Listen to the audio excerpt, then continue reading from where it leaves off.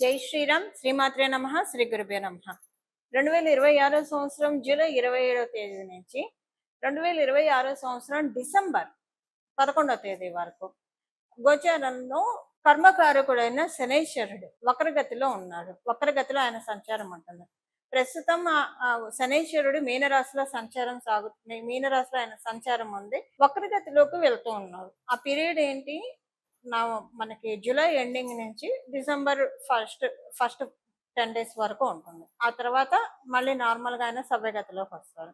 శనీశ్వరుడు వక్రగతిలోకి వెళ్ళడము ఒక స్పెషల్ ఇంపార్టెంట్ థింగ్. అన్ని గ్రహాలు వక్రగతిలోకి వెళ్తాయి, కానీ శనీశ్వరుడు ఇప్పుడు మేజర్ ట్రాన్సిటింగ్ ప్లానెట్స్ ఉంటాయి. గురు భగవానుడు వక్రగతిలోకి వెళ్ళిన, అతిచారంలోకి వచ్చిన, శనీశ్వరుడు వక్రగతిలోకి వెళ్ళిన, అలాగే రాహుకేతువులు ఎప్పుడు కూడా వక్రగతిలోనే ఉంటారు. వాళ్ళకి డైరెక్ట్ ఉండదు. ఎప్పుడు వాళ్ళు వక్రగతిలోనే వాళ్ళ సంచారం ఉంటుంది. సో గురు శనులు ఇద్దరిది కూడా వక్రగతి ఒక స్పెషల్ ఇంపాక్ట్ సూచిస్తుంది.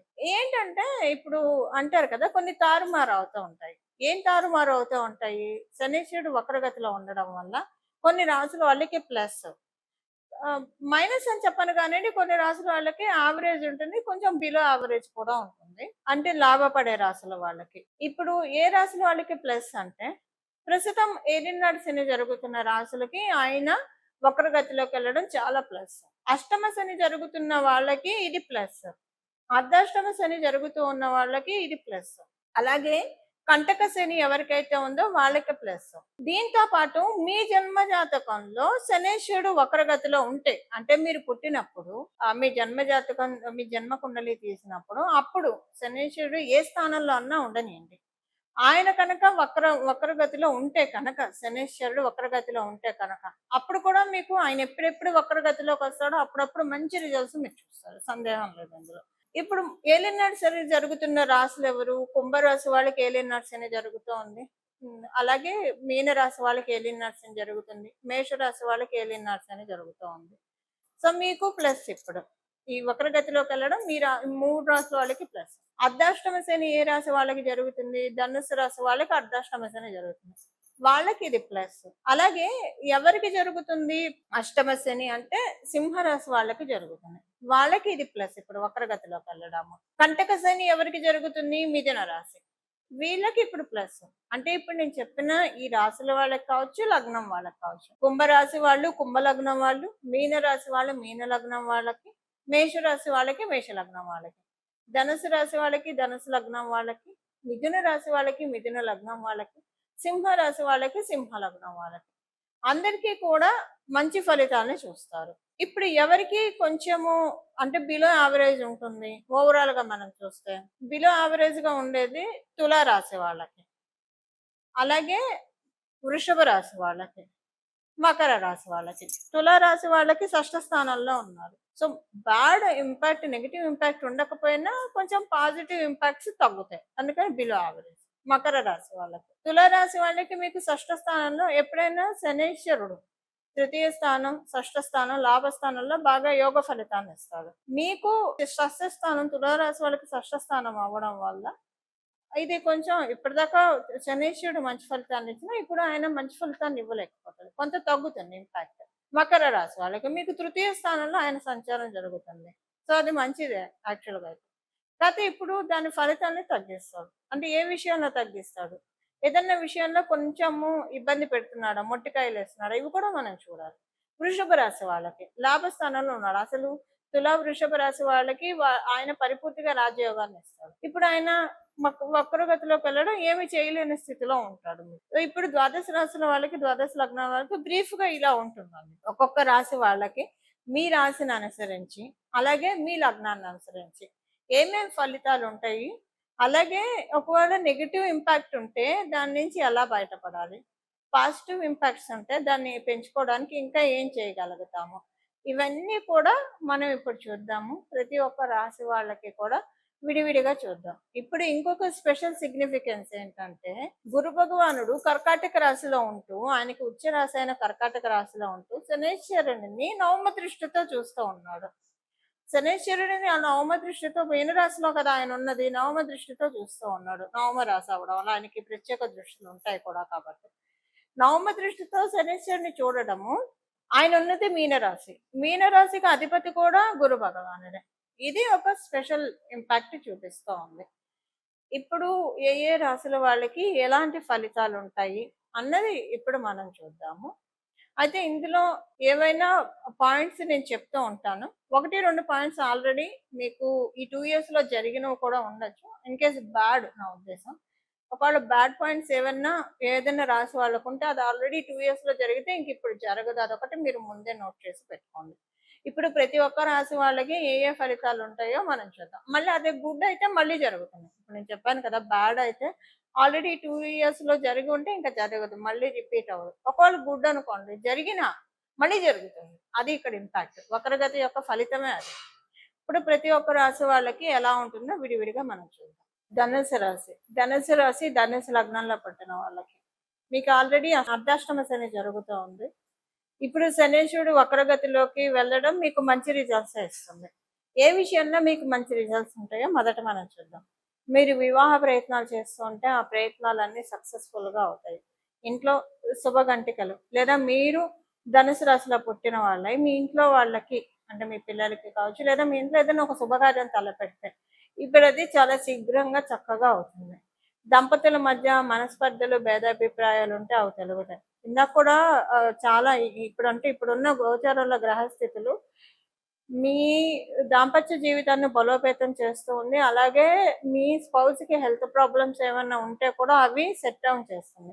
మీరు బిజినెస్ చేస్తూ ఉంటే బిజినెస్ చాలా బాగా సాగుతుంది. చాలా తృప్తిగా అనిపిస్తుంది మీకు. ఇన్నాళ్ళు మీరు చేస్తున్న బిజినెస్‌లో మీకొచ్చిన తృప్తి ఒకటి అయితే ఇప్పుడు మటుకు మీకొచ్చే తృప్తి ఒకటి. చాలా మంచి తృప్తికరమైన టైంలో మీరిప్పుడు ఎంటర్ అవుతూ ఉన్నారు. ఇది బిజినెస్ చేసే వాళ్ళకి చాలా బాగా వర్కౌట్ అవుతుంది. మంచి ఫలితాలను మీరు చూస్తారు. ఉద్యోగం చేసే వాళ్ళకి పాలిటిక్స్‌తో చాలా ఇబ్బంది పడుతూ ఉన్నారు. గత 2.5 ఏళ్లుగా. ఇప్పుడు దాంట్లోంచి బయటకొచ్చి లేదా పాలిటిక్స్ అని కాకపోయినా శ్రమ ఎక్కువైపోతూ ఉంది. ఎంత శ్రమ పడుతున్నారంటే శ్రమ పడుతూ ఉంటే గుర్తించకపోతే పోయారు. గుర్తించలేకపోయారు. పోన్లే మనం చేసిన కష్టం ఒకరోజు కాకపోతే ఇంకో రోజైనా ఫలితాన్ని ఇస్తుందని సర్ది చెప్పుకోవచ్చు.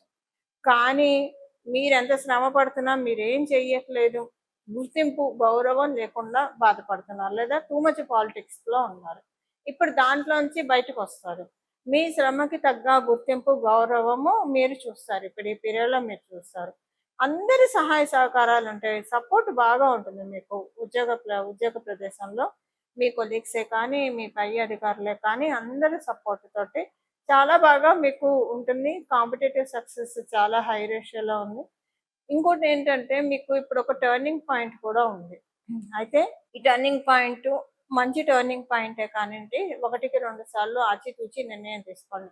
మీ జన్మ జాతకం కనుక ఇప్పుడు దీనికి సపోర్ట్ చేస్తూ ఉంటే ఇది తీసుకోవడం వల్ల ఇంకా మీ లైఫ్ మారిపోతుంది. మీ జన్మ జాతకం సపోర్ట్ చేయకపోతే టర్నింగ్ పాయింట్ అయితే ఉంటుంది. అదొక ముళ్ళ కిరీటం లాగా అనిపిస్తుంది. అబ్బా! ఎందుకు దీంట్లోకి వచ్చాం? ఇది ఎందుకు తీసుకున్నారు? ఇది తీసుకోకపోతే అంటే ఇప్పుడు ఈ 4 నెలలు బానే ఉంటుంది. ఆ తర్వాత అసలైన పిక్చర్ ప్రారంభమవుతుంది. అసలు ఇలాంటి నిర్ణయం తీసుకోకపోతే బాగుండేది. ఈ టర్న్ నేను నా లైఫ్‌లో తీసుకోకపోయి ఉంటే బాగుండేదని మీరు అనుకుంటారు. సో, ఒకసారి ఏదన్నా మీరు టర్నింగ్ పాయింట్ ఉంటుంది ఖచ్చితంగా. బిజినెస్ చేసేవాళ్ళకి ఇది బిజినెస్ చేసేవాళ్ళకి, ఉద్యోగం చేసేవాళ్ళకి కాదు. కాదు. కాబట్టి మీరు బిజినెస్ చేసేవాళ్ళైతే కనుక ఈ టర్నింగ్ పాయింట్ తీసుకోవడానికి మీ జన్మ జాతకం అసలు సపోర్టింగ్‌గా ఉందో లేదో అది తెలుసుకోండి. మీ దగ్గర ఉన్న జ్యోతిష పండితుల్ని కలిసి తెలుసుకోండి. సపోర్టింగ్‌గా ఉంటే మీరు తీసుకోవచ్చు. సపోర్టింగ్‌గా లేకపోతే మటుకు ఆగండి.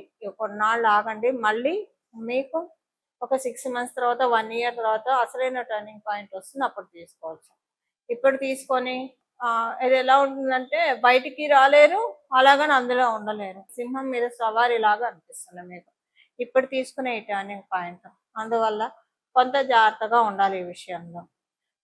ఇది సంతానానికి సంబంధించిన అనుకూల పరిస్థితులు ఉన్నాయి. ఆరోగ్యం బాగుంటుందని చెప్పాను. వివాహానికి అనుకూలం అని చెప్పాను. సో, అంతా కూడా బాగుంది. ఒక టర్నింగ్ పాయింట్ తీసుకున్నప్పుడు కొంచెం జాగ్రత్త వహించండి. ఇవి ధనుసు రాశి, ధనుసు లగ్నంలో పుట్టిన వాళ్ళ ఫలితాలు. చూసారు కదండి.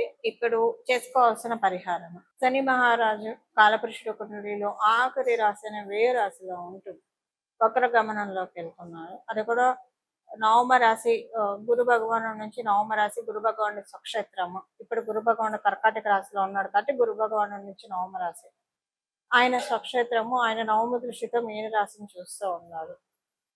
ఇది ఒక గుడ్ ఇంపాక్ట్ క్రియేట్ చేయడానికి చేసుకోవాల్సిన పరిహారము. కర్మకారకుడు కాబట్టి మనం ఆచరించే కర్మల్ని బట్టి ఆయన ఫలితాన్ని సత్ఫలితాన్ని మనకు అందజేస్తాడు. సో మీకు వీలుంటే ఎంత అంటే మీరు ఏం మంచి కార్యాలు చేయగలుగుతారో అది చేయడమే రెమెడీ. లేదా ప్రతిరోజు కూడా మీరు ఒక 11 రోజులు పెట్టుకుంటారా, 21 రోజులు పెట్టుకుంటారా, 41 రోజులు. ఏకవింశతి మంచిది, 21 రోజులు అయితే మంచిది, లేదా మండలం 41 రోజులు అయితే మంచిది. మీకు కుదరదు అంటే 11 రోజులు. ఇంకా 11 రోజులు అయితే కంటిన్యూగా చేయండి.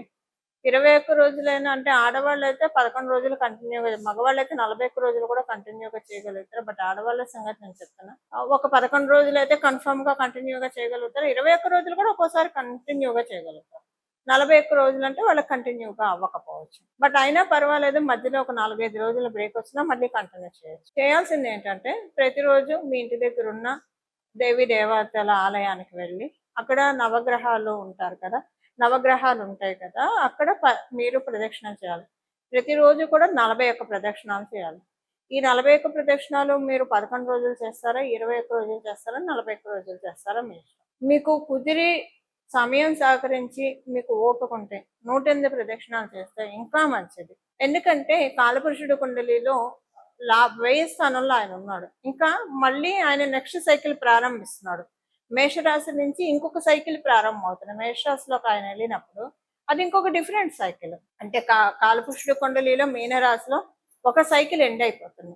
కొత్త సైకిల్ శనేశ్వరుడికి స్టార్ట్ అవుతుంది మేషరాశి నుంచి. సో మేషరాశి నుంచి మళ్ళీ మీనరాశిలో కంటే మళ్ళీ రావడానికి 30 సంవత్సరాలు ఉంటుంది. ఈ 30 సంవత్సరాల్లో మనకి ఇబ్బంది లేకుండా బాగా ఉండడానికి this is the right time. End of the point లో ఈ పరిహారం చేసుకోవడం వల్ల శనీశ్వరుడు మేషరాశిలోకి వచ్చినప్పటి నుంచి ఆ తర్వాత జరిగే ఆయన ఏ ఏ రాశుల్లోకి వెళ్ళినా ఇబ్బంది పెట్టే సిచ్యువేషన్స్ ఒకవేళ ఉంటే ఆయన వల్ల అది ఇవ్వకుండా రిజల్ట్స్ ని తక్కువ చేస్తాడు. ఇబ్బంది పెట్టే రిజల్ట్స్ ఉంటే తక్కువ చేస్తాడు. కానీ ఏదన్నా మనకి బ్లెస్సింగ్స్ ఇచ్చేవి ఉంటే వాటిని చక్కగా ఇస్తాడు. ఇబ్బంది పెట్టేవి యావరేజ్ గా చేసేస్తాడు. అలా చేయడానికి ఇప్పుడు మనకి ఇది అత్యద్భుతమైన సమయం. దానికి కారణం ఏంటి? 30 సంవత్సరాల వరకు ఎందుకు సెక్యూర్ అని చెప్తున్నా, ఇప్పుడు గురుబలం కూడా ఉంది. గోచారంలో మనందరికి ఇప్పుడు గురుబలం ఉంది. కర్కాటక రాశిలో ఆయన ఉండడం వల్ల, ఉచ్చ రాశిలో ఉండడం వల్ల, అది కూడా ఆయన మీనరాశిని దృష్టి పెట్టాడు కాబట్టి నవమ దృష్టితోటి ఒక 30 ఏళ్ళు స్ట్రాంగ్ అండ్ సెక్యూర్ చేసుకోవడానికి సింపుల్ రెమెడీ. మీకు కుదిరితే 41 రోజులు చేయండి, ప్రతిరోజు 108 చేయండి, చాలా మంచి రిజల్ట్స్ చూస్తారు. 21 రోజులు చేయండి, 108 చేయండి, లేదా 11 రోజులు చేయండి, ప్రతిరోజు 108 చేయండి, లేదా 41 ప్రదక్షిణాలు చేయండి. మీరు ఎంత ఎక్కువ ప్రదక్షిణాలు చేస్తే అంత మంచి ఫలితాన్ని మీరు తీసుకోగలుగుతారు. మీకు ఆరోగ్యం సహకరించట్లేదు, 3 ప్రదక్షిణాలు అయినా చేయొచ్చు. లేదు వెళ్ళలేరు, మీరు దేవాలయానికి వెళ్ళలేరు, అప్పుడు గోమాతని దండం పెట్టుకున్నా కూడా మీరు అందరి దేవతల్ని పూజించినట్టే. సకల గోమాతకు ఆహారం తినిపించడం ఏదైనా చేయొచ్చు. బట్ ఆ అవకాశం ఉండి ఓపుకున్న వాళ్ళు నవగ్రహ ప్రదక్షిణ చేస్తే మంచిది. నవగ్రహ స్తోత్రం ఒక 9 సార్లు చదువుకోవడం, అంటే ఒక్కొక్క గ్రహానికి ఒక్కొక్కసారి చొప్పున 9 సార్లు చదువుకుంటే చాలా మంచిది.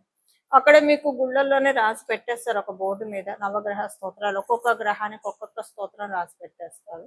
అవి కూడా చదువుకుంటే మంచిది. ఇలా చేస్తే కనుక చాలా చక్కటి సత్ఫలితాల్ని అందుకోవడానికి అవకాశం ఉంటుంది.